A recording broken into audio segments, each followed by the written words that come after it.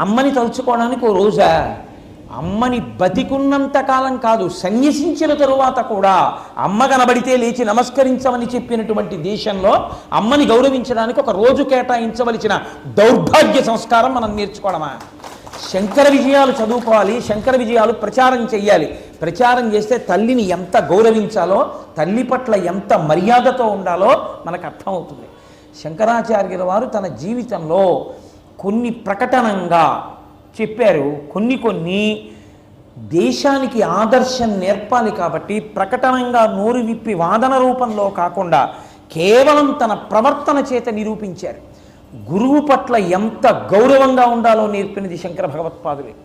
ఆయన చూడకూడనిది చూస్తే గురువుగారి పేరు తలుచుకునేవారు. పరమేశ్వరుడు ఆయన సాక్షాత్తుగా, ఆయనకు అవసరమా గురువుగారు? కాదు. గురువుగారు లేని విద్య గుడ్డి విద్య. కాబట్టి గురువుని ఎంత గౌరవించాలో మనకి శంకర భగవత్పాదులు నేర్పారు. అందుకే వెతుక్కుంటూ వెళ్ళారు గోవింద భగవత్పాదుల కోసం. మహానుభావుడు అంతర్ముఖుడై ఉన్నాడు. నర్మదా నది పెద్ద ప్రవాహంతో ముంచెత్తుతోంది. ముంచెత్తుతుంటే అందరూ గోవింద భగవత్పాదులు ఉన్న గుహ దగ్గరికి వచ్చారు. ఆయన మహాత్ముడు, ఏమైనా పరిష్కారం చెయ్యగలరని.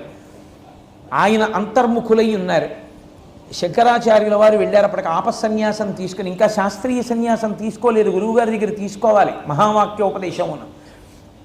వెళ్ళి నిలబడితే నర్మదా నది వచ్చేస్తోంది విపరీతమైన ప్రవాహంతో, వరద. చుట్టూ ఉన్న వాళ్ళు ఆయన తేజస్సుని చూసి, నాయన ఈ వరద ఆపు అన్నారు. ఇలా అన్నారంతే శంకరులు. అలా నిలబడింది ప్రవాహం. కమండలం చూపించి ఇందులోకి రా అన్నారు. మొత్తం వరద నీరంతా నర్మదా నది జలాలన్నీ ఆయన కమండలంలోకి వచ్చాయి. బహిర్ముఖులయ్యారు గోవింద భగవత్పాదులు. అడగాలి కాబట్టి అడిగారు. కస్త్వం దశశ్లోకి అప్పుడు వచ్చింది.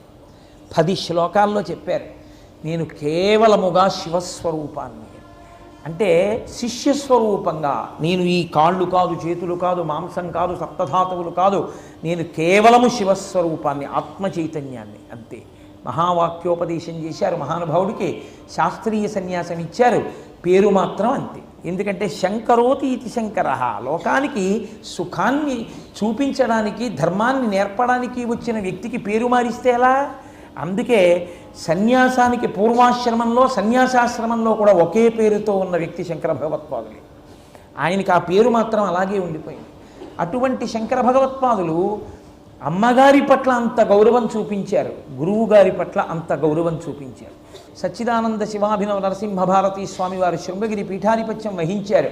మహానుభావుడు ఆ రోజుల్లో అది ఒక ఎస్టేట్లో ఉండిపోతే వెతికి వెతికి వెతికి వెతికి ఆయన దివ్య దృష్టితో ఆయన తపస్సు చేసి ఆయన తెలుసుకున్నారు అక్కడుంది శంకరులు పుట్టిన ఇల్లని. తెలుసుకుని ఆ భూమి బహుమానంగా ఇచ్చేశారు. ఆ జమీందార్ ఇచ్చేస్తే శంకరాచార్యుల వారు ఏ గదిలో పుట్టారో ఆ గది కూడా ఇప్పటికీ ఉంది. ఎక్కడ శంకరాచార్యుల వారు తన తల్లిగారికి చిట్ట చివరి సంస్కారం చేశారో ఆ సమాధి కూడా ఉంది.